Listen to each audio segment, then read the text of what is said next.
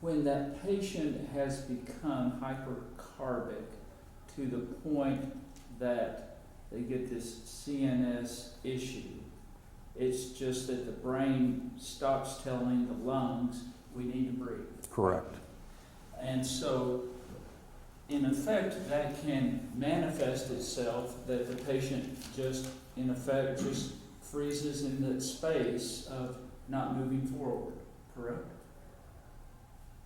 I don't know whether that metaphor is as good as I would have used. I think with the brain not signaling the lungs to breathe either as frequently as they should or as deeply as you should breathe, the CO2 builds up, and that paralyzes even further the breathing center. It would be, by appearance to a non-trained medical person, almost like the patient passed out, correct? If it happened acutely, like with a heroin overdose. Well, it can happen in other ways other than heroin overdoses. Well, you need to always, and you sort of get my opinion in here, but maybe not as much because the two different opinions by your experts, came out in the deposition. For someone to acutely retain CO2, which is another word we use, retain CO2, there has to be some acute event, like a heroin overdose or a paralytic agent. When the lung is the primary driver for buildup of CO2, it comes on typically more insidiously. So it's a slower process. Like with an asthma attack, some asthmatics will eventually have hypercarbic respiratory failure, but it occurs after a significant length of a period of time. In order to have someone have an acute hypercarbic respiratory failure where they go to sleep in a short term, there needs to be an acute trigger to produce that, like a drug overdose. And so in patients that have this insidious development, are we talking about something that occurs over hours? Hours or days. And as it occurs... Depends on how rapidly it occurs. If it occurs slowly, you can go a lot longer before you get CO2 narcosis. And can the level of hypercarbia wax and wane during that period of time? Not typically, no. I mean, unless the disease process, waxed and waned.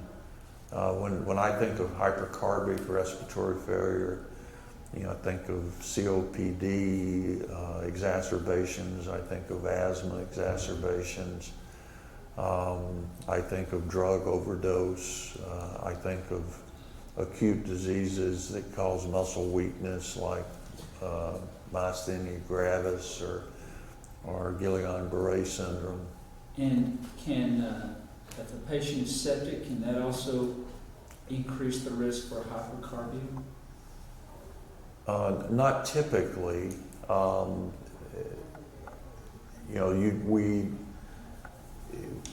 You won't see sepsis on the list of hypercarbic respiratory failure. You can have altered mental status with sepsis in the absence of having septic shock. It would be I don't think I've ever seen a case of, I don't remember a case as I sit here of someone presenting with sepsis-induced acute hypercarbic respiratory failure. What I've read about the symptoms of hypercarbia include drowsiness, mild headache, feeling short of breath, abnormally tired or exhausted. Do you agree with that?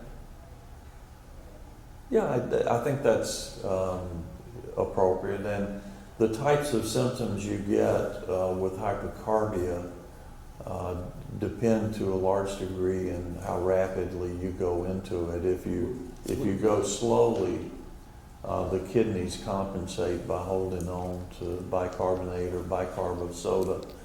So we'll get to those, Doctor. Wait a minute, Jay, let him finish. Well, I just want to be Well, responsive. Well, let him finish, then you come check. Yeah, I think the symptoms differ significantly. If a drug overdose just pushed IV heroin in a large amount into the circulatory system, they would have almost no symptoms at all, except immediately being knocked out, and the CO2 would go up, and they'd have a hypercarbic arrest. If it's someone that's got obesity, hypoventilation, and which is another cause of hypercarbic respiratory failure, they tend to go into it slowly, and they would tend to present with a lot of those symptoms that you had on your list. Objection responsiveness. You would agree that the literature indicates the symptoms of hypercarbia include drowsiness, mild headache, feeling shortness of breath, and abnormally tired or exhausted. You would agree with that, wouldn't you? Those symptoms could be seen with hypercarbic respiratory failure. They certainly are not specific for it, because they can be seen with a lot of other things as well. It would be that circumstance where just because you have those things doesn't mean hypercarbia, correct? Correct. However, though, if you're hypercarbic or hypercapnic, those are the symptoms one would expect to see, correct? You might see if it was coming on more in a subacute or chronic fashion. Right. I read your report, and you believe that, in your thinking, that there was an aspiration on the second arrest. I do. All right. When a patient arrests, strike that. When a patient aspirates, I want you to walk me through physiologically what happens. Vomitus leaves the stomach, and Yeah, it obstructs the upper airway, and it gets into the lungs and produces alteration in the ability of oxygen to be transferred from the air space to the vascular space. and where in the lungs does it make that air exchange impossible or altered? At the alveolus. In the alveolar spaces? Correct. And is that a chemical change, or is it an obstructive change at the alveolar level? More of a chemical. And is it usually depicted on radiograph? Typically, it's possible to aspirate and trigger hypoxemia purely from upper or purely from lower. I have seen it occur in patients that really did not have any upper airway, apparent upper airway issues. It was all lower airway, and they're just severely hypoxemic. That tends to come on a little slower. I think anytime you have an acute aspiration and it triggers hypoxemia to the degree to trigger an arrest, that there would almost always be some component of upper airway obstruction. Now, I asked you about if it would be apparent on radiograph. If there was sufficient alteration of the oxygenation in the alveolar space, would that typically be depicted on a chest X-ray? If that's the primary component, it should be. So one primary component might be chemical changes at the alveolar level that prevent appropriate ventilation. That'd be one way aspiration. Preventing oxygenation.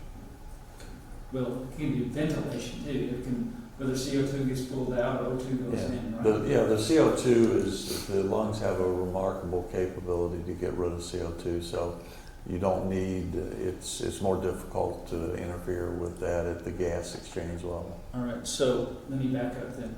So one option, one methodology, one mechanism rather, of how aspiration can cause an arrest is that because of what is aspirated, that fluid, the chemical nature of it gets down as far as the alveolar space that prevents appropriate oxygenation, and that is typically observable on chest x-ray, correct?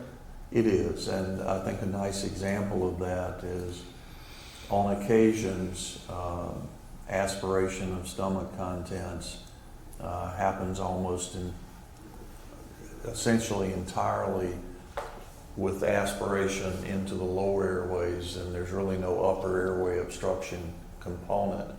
And the patient just fairly rapidly or very rapidly gets severe hypoxemia and ARDS, and they go on